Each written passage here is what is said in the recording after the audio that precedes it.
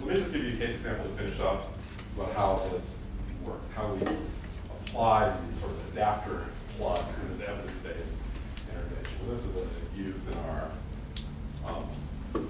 one of our MST, our family integrated transition programs, with details changed, but the process of cultural hypothesis testing is demonstrated. So this is a typical teenager, 15-year-old Eritrean American male, using a lot of drugs, acting naughty with oppositional defiant disorder, probably ready for an upgrade to full-blown conduct disorder with the things he's doing, stealing, fighting, skipping school, going to alternative school due to disruptive behavior and truancy, and not even going to alternative school, so having an at-risk youth petition, which is important supervision. He lives with his mother and two brothers. His older brother is the ideal brother going to dental school. Middle brother is also in trouble with him, and his parents are divorced. His father lives in town, is drinking heavily, and has no contact with the child. So I work to do this work in an agency that primarily serves African Americans. But when we say African Americans, we mean Americans who were born here. And so when we go to get special population consultation for East African immigrants, we're told you are the experts in that. And so the African American specialists say, well, no, we're not. We don't know this population simply because we share a common heritage way back. Doesn't mean that we have a shared cultural understanding now. So we have to employ the tools that I'm describing using our cultural hypothesis. Right, so we're going to make informed guesses, gather evidence, develop our interventions, and see what we do. And so developing the hypotheses is, again, the evidence-based practices of understanding what are the cultural factors that impact the functioning of teenagers and their parents. Well, one is the cultural role of parents varies across cultures. So we think that the mother in this case has cultural beliefs about parenting and women's roles that preclude her taking a strong stance with a defiant teenage son. That in her culture, this 15 and 16 and the 16 and the 18-year-old boys feel like they don't have to listen to her. She is not empowered in their home, and that they'll listen to adult men, but they'll no longer listen to adult women. And so we test this by talking to her about it, right? By having what Bernal called migration dialogue. Let's hear about where you come from and how you come here, to give us some insight into who you are and what your strengths are. We met with an informal cultural consultant, we defined our own, that do something about working with East Africans. We talked to the older son, who has some insight about what is it like to do well in this family, but what does that look like? And we confirmed our hypothesis, that these boys were not in a position to listen. They want to listen to mother, she didn't feel like she was in a position to assert herself. So we do some different things because of culture. We engage the older brother, the uncle, and community members to assist mother in parenting. Right? So one of the things we do in multi-systemic therapy is find pragmatic answers. We're going to change mother's worldview about the role of women in the lives of teenage boys. If they'll listen to men, let's get some men to come tell them what to do. The therapy strategies with mother, though, to reframe some cognitions and past events and parenting, and help her learn to tolerate the distress of parenting for teenage sons alone, which is not a culturally specific factor. That's really hard to do for any single mother. And the fact that we learned about her was that when push came to shove in her migration dialogue, she had left her previous husband, an arranged marriage who was not treating her well, and she had met someone else, and they had migrated to the United States. When the going gets tough, she's willing to change her circumstances and stand up to some things that might be non-traditional in her culture. And so she had some ability to do that. So we look at the outcomes. Right? Engagement improved. He became involved in some positive activities. His brother increased the activity, the positive. And so another thing we learned from the research base of what we know about culture is that adolescents have ethnic identity development. Right? All of them do, even though when you're the dominant culture, no one pays attention to your ethnic identity development. We all have it.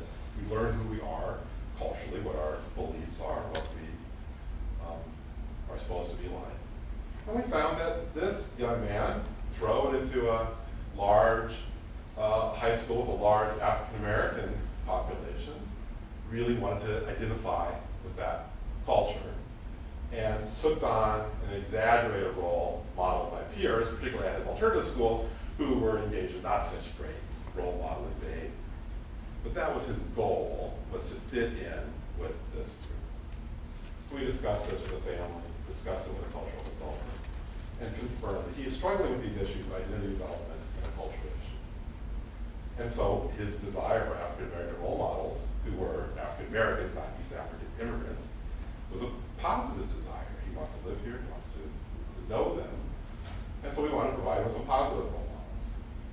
We wanted to get him out of alternative school and get him into school with a diverse African-American peer group, where people are engaged in pro-social activities as well.